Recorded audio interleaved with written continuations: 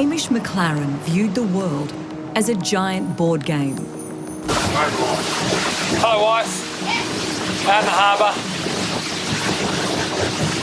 10th of January 2012. And people, especially women, as mere trinkets to pick up and cast aside. I think he was cunning. I think he was conniving. He'd do anything to destroy lives to get what he wanted. How do you spend 16 months of your life in a relationship with someone and you don't even know their real name? He's never done a day's work in his life and lived the life of Riley and luxury on other people's money. I lost about $800,000 of my family's money. Damn near bankrupt me, and I hope Hamish goes to prison for a long time. Hamish was charming, manipulative and cunning, the ultimate con man.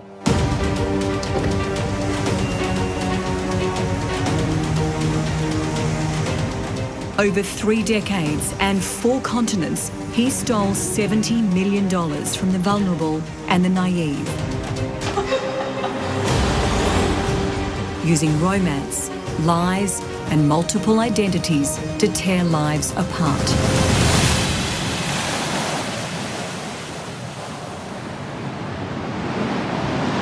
Bluey's Beach, a few hours north of Sydney, and into this quaint, sleepy little holiday village comes Hamish. All flashy car, mysterious history and talk. Lots of talk. It was 2008. Beck Rosen's marriage had broken down and she'd escaped to Bluey's with her 3 boys to rebuild her life. Hamish was a familiar face around the traps. You'd see him just kind of out surfing or walking his dogs. And the rumours were he is a futures trader. He ran into some trouble in the early 2000s, but everyone was pretty fascinated with him. Hamish soon picked Beck as an easy target. So he'd come and say, hey, listen, I know you're working. Do you reckon the boys would like to come down and I'll take them surfing? And the boys were like, please, Mum, please, Mum. He was a really nice person when I met him, and he'd take me on runs and we'd box together and things like that, which was really nice for me because I hadn't had like a kind of a father role model like that.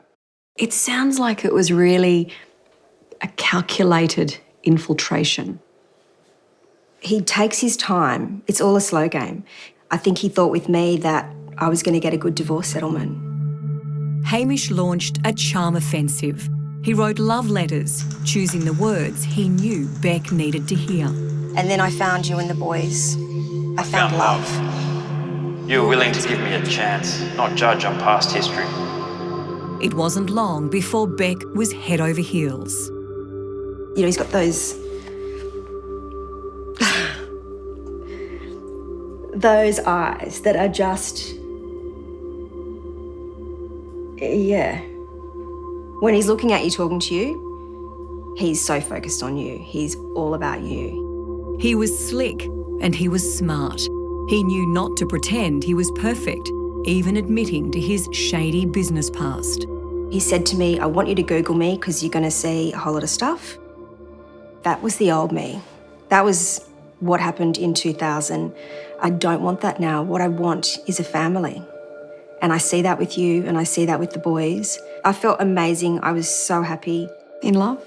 I was in love. It was a whirlwind romance. In October 2010, Beck and Hamish were married in a simple backyard wedding. She was, really, really happy. He'd infiltrated our lives so much that he really did make us believe that we were this was gonna be the best thing for us. Especially for Jack, who at the time was, I think he was 13 when Hamish came into our lives. And then getting the boys and getting them kind of into sport and surfing and running and doing all this stuff. So yeah, it was a good time. But Hamish wanted more than a laid-back life at Bluey's Beach. He told Beck he was returning to his old job as an investment trader in Sydney and rented a waterside apartment at prestigious Woolloomooloo Bay. Hello, wife. Out in the harbour. 10th of January 2012. And Beck and the boys went along for the ride. Every weekend in the big city was an adventure. I just thought, how could my life, how could this have happened? How could it have pulled together to be right here on the beautiful harbour with this gorgeous man that loves me and these who worships the boys? Life's pretty good. I like paleo food.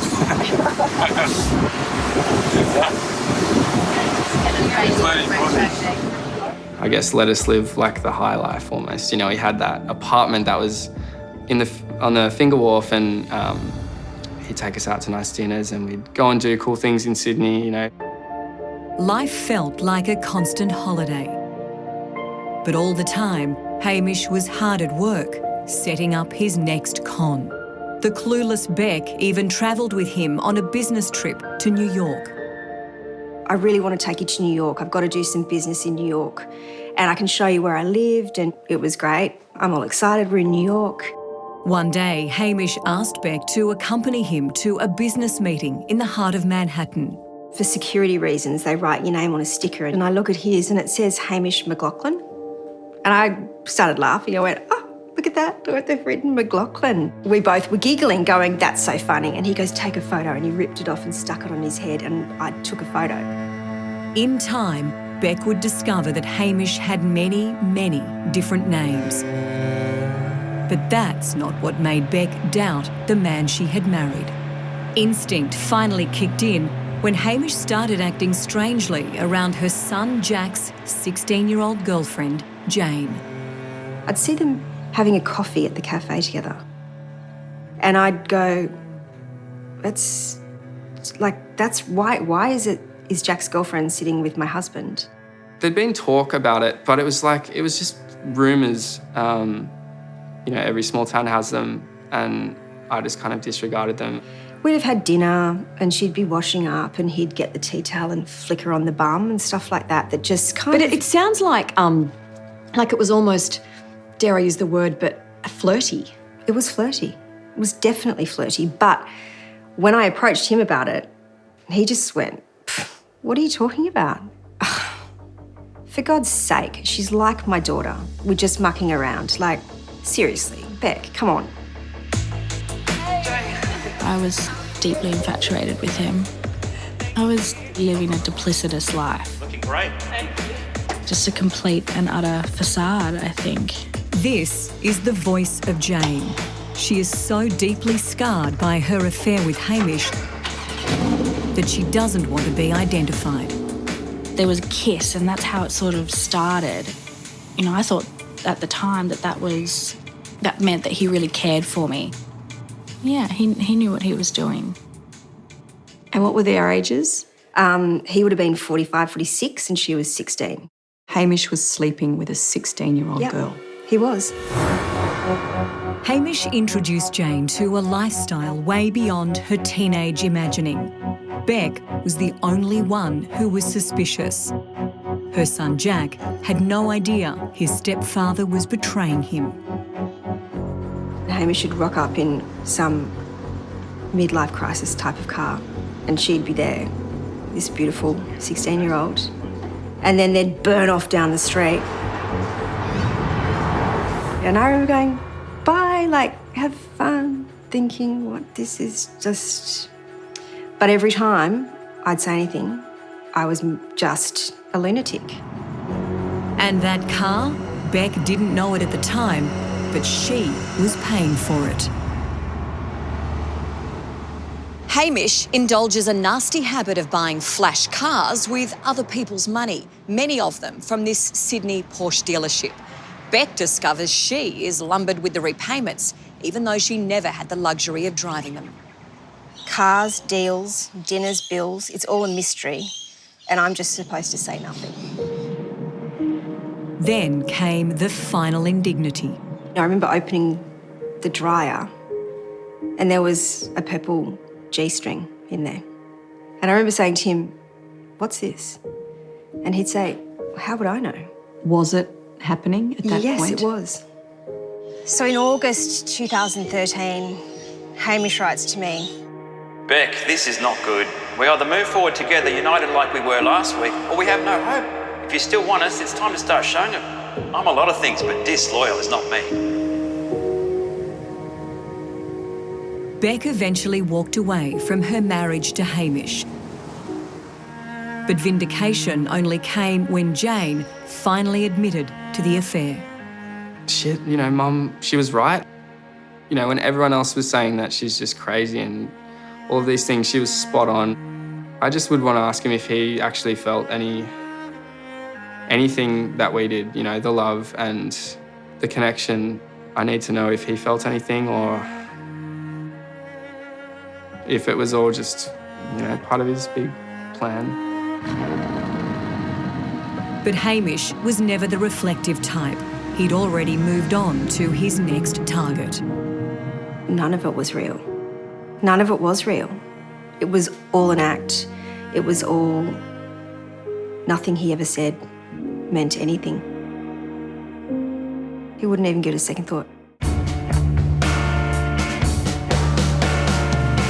It's May 2014, and among the runners here at the Sydney Half Marathon is Hamish, a fit, late 40s business guy. He presents himself as this sporty, successful man of the world. But behind those designer sunglasses is a viciously manipulative con man, blithely trailing broken lives in his wake. It was a bit of a desperate situation, so he came to the house and he said, "Yep, I can help you. I can get you a loan." Hamish McLaren was single and on the hunt for his next victim. Karen Lowe was alone, trusting and emotionally fragile after a marriage breakup. She also owned a multi-million-dollar mansion, just his type. And was that this man? That was that man, yes. Yeah. Yep. I can't look at him, sorry. When Hamish stepped inside, he found a property-rich, cash-strapped single mother, and he was quick to pounce. I'll never forget his face when he walked into my kitchen for the first time. It's like a child in a sweet shop. He was like, "Oh, wow. This is just beautiful." How old? Quite special. 1890. Gosh. Karen's Harbourside mansion was worth around $11 million. But after her recent divorce, she didn't have the cash to fix the leaking roof. He said, "You don't have to worry. I'm here to take care of you." Showed him the whole house and it's almost rubbing his hands together. He said, "I can help you." And he said, "I'll get you $1 million." And I said, "No, I don't need $1 million. I just need to borrow $200,000 to fix the house so I can go to the market." But Hamish quickly convinced Karen to borrow that $1 million. The plan was she'd get the roof fixed and then Hamish would invest the money that was left over. He did instill confidence. He made me feel that things would be okay. Karen trusted Hamish so completely that she didn't properly look at any of the loan documents he put in front of her. And he'd say, "All you need to do is sign here and I'll take care of the rest." So he had his hand over that. And So then he's blocking bits of the page so that you don't read it. I didn't actually see the attached piece of paper, just the back, sign here, sign here, sign there, which makes me sound incredibly stupid, but he, you know, at the time, I thought he was acting for the ANZ Bank. And that wasn't the only lie. Hamish also invented a grim fictional childhood. And the story I got about that was his father was not his real father, that his mother had had an affair. Hamish was the result of the affair. That's why I'm no longer Watson. That's why I'm Hamish McLaren, because of the horrible relationship with my father. It was a compelling rags to riches tale, from unwanted child to high-flying businessman. And everything Hamish said, everything he did, reinforced that version of himself. Hamish was all smoke and mirrors. He paid an agent $7,000 for inspections of an apartment James Packer was selling, this multi-million-dollar bachelor penthouse overlooking glamorous Bondi Beach. He called me one day and said, I'd like you to come and look at Jamie Packer's apartment with me because as a stylist, he said, I like the way you've got your house. I'd love your thoughts on it. He sold it to me that he was looking to buy it. Of course, Hamish was never going to buy that $23 million property. It was just part of the charade. That was all to impress, because that's the way he portrayed himself. And he talked the talk. He was all about cars. He was mad about cars and Tom Ford suits. Hamish amped up his flashy rich man about town persona when Karen's English friend Henry Hannon came to Sydney for a holiday. He came roaring down the esplanade at Balmoral, where you don't do that, in a brand new Aston Martin. And Henry was quite taken by that. But he came screeching around the corner in this car, big loud thing. And he had, this muscle top on. And Karen said, oh, look, here's Hamish. I just thought, really? Henry Hannon was exactly the kind of guy Hamish lived to impress. Henry was a prestige property broker and had solid connections in the British racing world. Here was Hamish's entree into a dazzling new world of wealth. Do you think when Hamish realised the industry that you were in, he saw it as a whole new network to attempt to infiltrate? It's a totally new audience for him. There's people with a lot of money, and he would have thought that would be rich pickings, I'd have thought. So it wasn't long before Hamish was on a plane to England with Karen in tow and with an invitation to Royal Ascot. This is my friend Henry and I at the races. Hamish really sort of went in for the big sell with Henry and first of all made him, became all blokey around him. I would say Royal Ascot probably petrified him because there's a lot of people there that have known people for years and years and proper money. And when I say proper money, I mean qualified money rather than made up things like that. Hamish worked hard to ingratiate himself with the upper-class racing crowd, even pretending to buy a horse. He said that he wanted to buy this horse that was, I think, about £100,000 and kept showing us, photocopies of the transfer that he'd sent through. But there was always a problem with these transfers. But the good thing is that, with racehorses, you don't just pay for it and then take them home. It stays with the trainer, so you still got the horse. The signs were there, but Henry was having too much fun. So when Hamish invited him to New York on a business trip, Henry jumped at the chance. So did Karen. Did he buy you a first-class ticket to New York? He did. Except, I think I did. He bought it with my money, or the bank's money. Yeah, he did.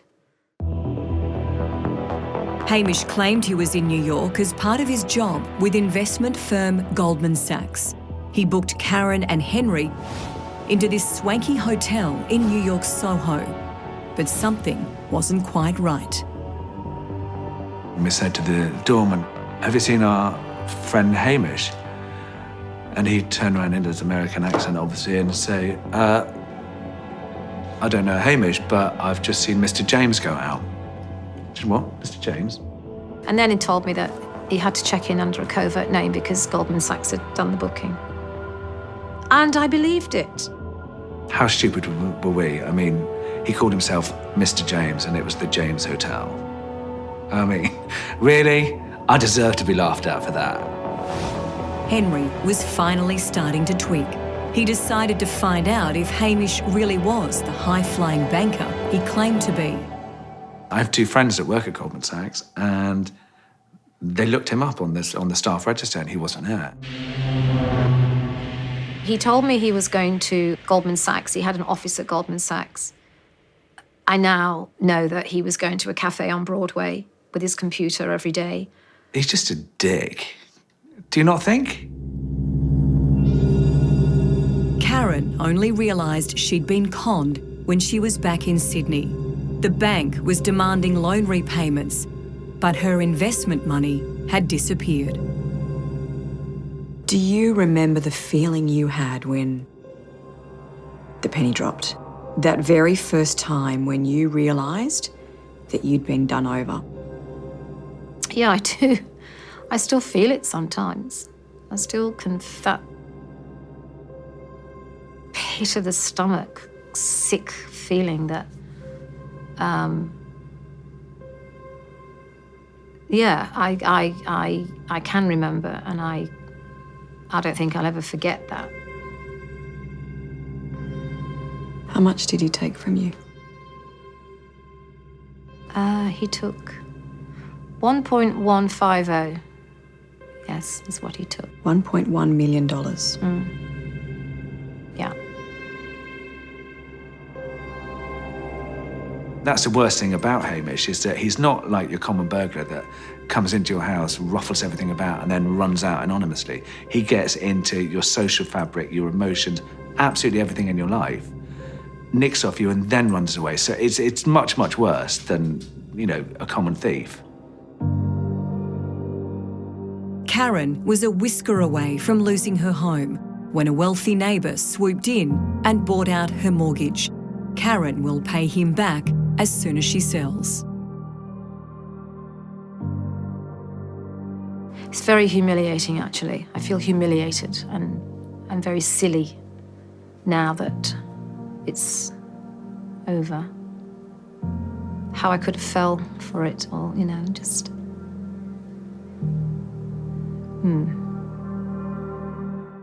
2016, and Hamish was on the Sydney singles scene. He'd cobbled together a fresh identity for himself, and he was going by a brand new name. We met on an online dating application, and it was around March 2016, and, you know, flicking through photos, and we both connected. He didn't have a description on his profile. It was just Max, 41. Tracy Hall was a marketing executive and single mum. Hamish was now the younger and very swipe-worthy Max Tavita. From the photos, he looked okay. Tracy and Max began talking regularly on the phone. That had always been Hamish's pet strategy for reeling in his victims. He was the consummate listener.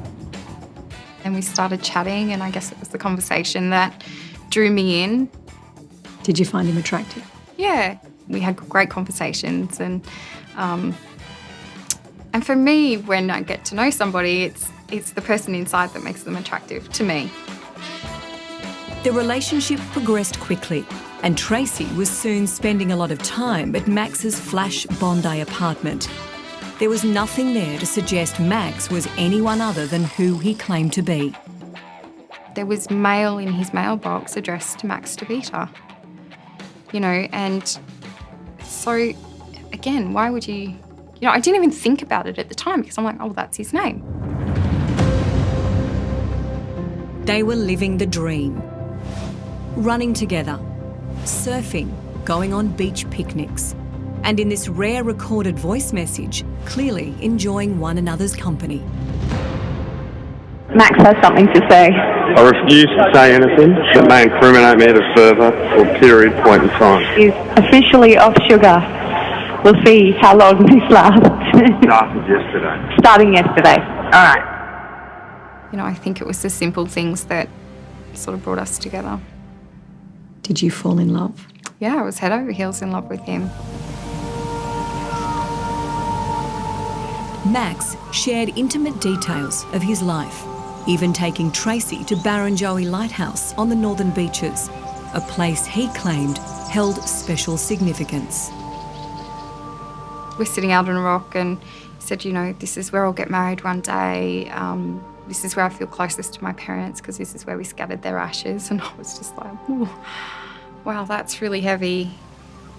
And, you know, he was deep in thought, looking out over the ocean, you know, probably, you know, intentionally dramatic, I guess, in retrospect. Max told her his parents had died in a plane crash when he was young. In fact, they're still alive. And that was just one of his lies. So he had told me that he had been in New York for 16 years. And I said, oh, were you there when the Twin Towers came down? And he said, yeah, I was actually underneath them. And he said, a friend and I were going to meet someone we worked with, a lady, and we were standing underneath the building waiting for her when the first plane hit.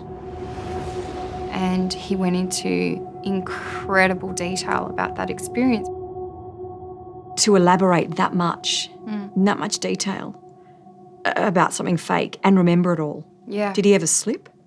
Never. He had a knack of, I guess, reeling you in and telling a story and making it sound believable.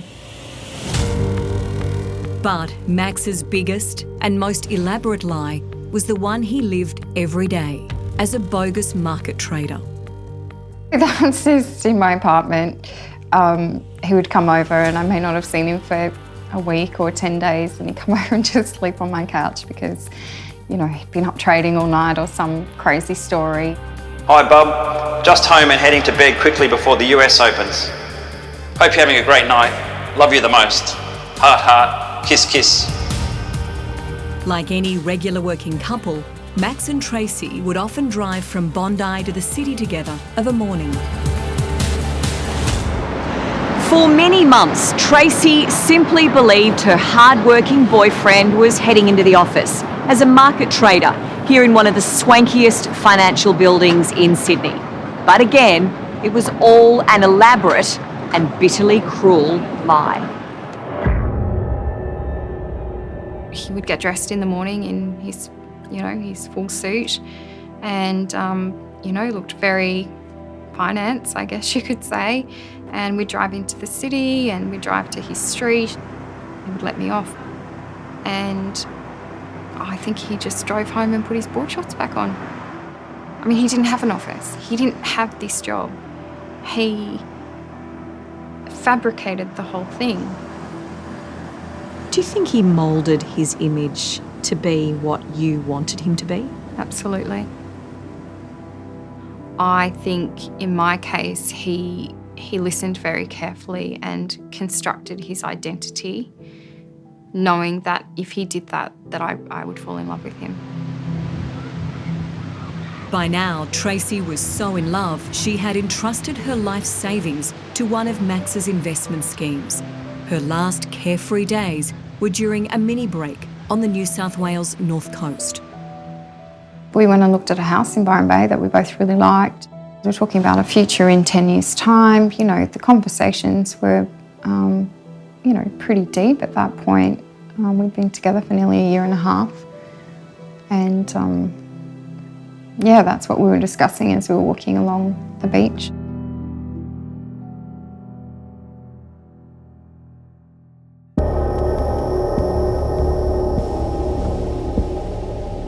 They returned home, but suddenly, the next day, Max stopped answering his phone. Tracy was frantic.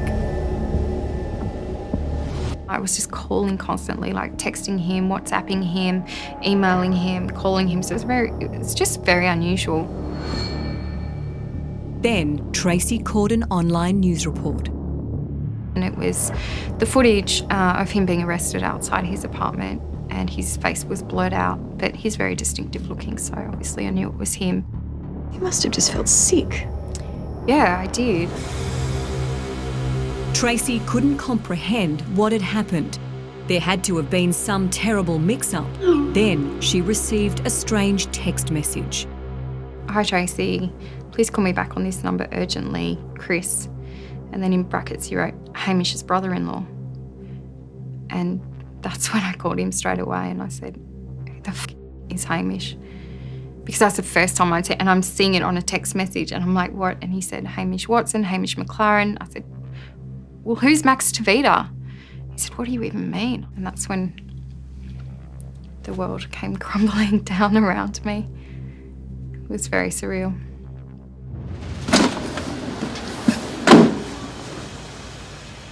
After decades playing cat and mouse with the law around the world, his luck finally runs out here in Bondi, Sydney in 2017. Police charged Hamish with a series of frauds that had cost his victims nearly $8 million in life savings. And then, only then, I remembered that he had my money. And I was like, oh, shit. Yeah. How much did he take from you? I lost nearly $320,000. Then, after days of silence, Tracy received a call from Silverwater Jail, where Hamish was awaiting trial. You are about to receive a phone call from the Silverwater Correctional Complex. And you get 6 minutes. I was just so desperate for information and the truth because everything had been such a lie. Why did you lie about your name? Like, what's your real name? Like, what's your identity? Come on, bub. Don't get hung up on a name.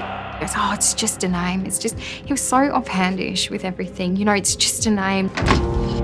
Hamish followed up the phone call with a barrage of letters, trying to convince Tracy that their love was real. I was thinking just now that time we grabbed the paddle boards and your little hands and arms could hardly get any power down. Though you were trying so hard. I'm smiling whilst I wrote this. You faked your identity for 16 months. You pretended to love me. You took all of my life savings. And now you're sending me a letter telling me how much you love me. Like, you must think I'm so stupid. My mental health took a real battering during that period. It was probably the lowest I've ever been. The law had finally caught up with Hamish McLaren, and Tracy was there in court when he pleaded guilty. He looked old. He was in jail clothes. In that moment when I saw him, that memory of the past was gone in an instant, and I knew him for exactly who he was. She also knew she was never going to see the $320,000 he'd scammed from her. It was my career superannuation, so 22 years of working, and some savings and shares that I'd sold. It was my future, and it was my life savings, I guess, everything I'd worked for. Hamish stole $8 million from his Australian victims and as much as $70 million from investors around the world. He conned hundreds of people. But here, in the tiny English village of Midhurst, we finally found someone who got the better of Hamish McLaren. So how did he sell himself? He went to MIT, studied mathematics, that he'd designed trading systems, that he was currently working with Goldman Sachs, kind of top secret, that he travelled the globe, that he travelled in private jets. Without wishing to sound stupid, he was the golden goose. Simon Schoen's career was stalled, and his special needs son, Sebastian, needed major heart surgery. So when the man, now calling himself Hamish Maxwell, offered him a lucrative investment deal, he jumped at it. What he had to offer was going to change my life for the better. Simon handed over his life savings. He also promised to find other investors for Hamish's scheme. What was he offering? Like doubling money. But was it too good to be true? Yeah, it makes you feel rather stupid, but the people I introduced him to were not stupid people, and had been in business and been successful. They were not suspicious. They were taken in. But when Simon bragged about the investment scheme to his best mate Steve, Steve smelled a rat. This just tiny alarm bell rang, which made me think, this is too good to be true. And that's what I suppose prompted me to start looking into Hamish Maxwell at the time, his name was. Knowing that Hamish was a keen runner, Simon and Steve started looking through photographs from large Australian events. I think that's the one. So these are the photos where you spotted him? Hamish had registered for the Sydney Half Marathon under his old name. I just came across this Hamish McLaren and said, "Is this your man?" That's him. They had a name. A quick Google search revealed Hamish's long history of dodgy deals. I went pretty cold, you know, where you just think, right, you know, I didn't want it to be true, but it is true. I think a lot of people would have felt like, you know, punch him in the face, for instance. So, you know, Simon needed calming down, and so it needed to be a methodical, thought-through process. They were desperate to get Simon's money back, so they set up a sting of their own. They offered to introduce Hamish to an extremely wealthy investor, but Simon said he needed his life savings back first. That way, his bank records would show a substantial windfall from Hamish's scheme. You make him an offer of a much bigger carrot, and luckily he took it. Yeah. We scammed the scammer. Satisfying? It was a great feeling to get my money back. All we did was con him. You know, all we did was do what he was doing to Simon. The tables have been turned. But most of Hamish's victims lost all their money, and no one knows where those tens of millions of dollars have gone. I don't know what he spent it on, but for somebody as shallow as him, just having the money is enough. You don't have to enjoy it. Just the knowledge that he has it and that you don't is enough. Do you think he's got it stashed away somewhere? I do think there's money somewhere, yeah. Many, many more millions. So. But he used to say to me, go to the police and I'll just sit on the beach for the rest of my life with the money. For about 5 minutes. Hello, hello. Hi. Oh my God, How are you? Good, how are you? There's something about surviving trauma that brings women together. Normally Friday nights we have very long conversations that last for about 2 or 3 hours. Yeah. And Tracy Hall and Beck Rosen have been through the wars with conman Hamish McLaren. It's the Hamish Survivors Club. Yes. Beck was married to Hamish. He crushed her heart when he had an affair with her son's 16-year-old girlfriend. You're with this guy who you're madly in love with, and you have no idea. Tracy was Hamish's final partner and the last person he scammed. She only found out his name wasn't Max after he was arrested. I think what I focus on is just the fact I've met Beck, and she has not only filled in the pieces of the puzzle for me, but also been an incredible sounding board and support. Today, Beck and Tracy are the closest of friends, forever bonded by a cruel and manipulative chameleon. Cheers. Yay. I guess it's good to be able to share stories and have a laugh in a way, because, you know, somebody else who was in a relationship with him and went through what she went through, I felt like I wasn't on my own anymore. Are you girls victims? No, not at all. No. What do we call ourselves? Survivors. Survivors. Yeah. Can I ask an intimate question, as girls do, sitting around a table over a cheese board? Was he passionate?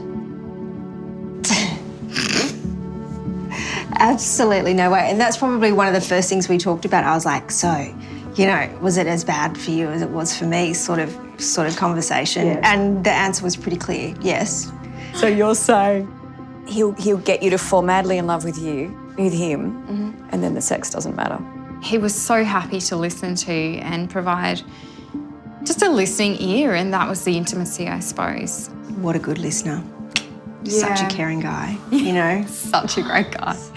Tracy and Beck have spent hours dissecting their relationships with Hamish, and still they're no closer to understanding the man who took a wrecking ball to their lives. He's dead.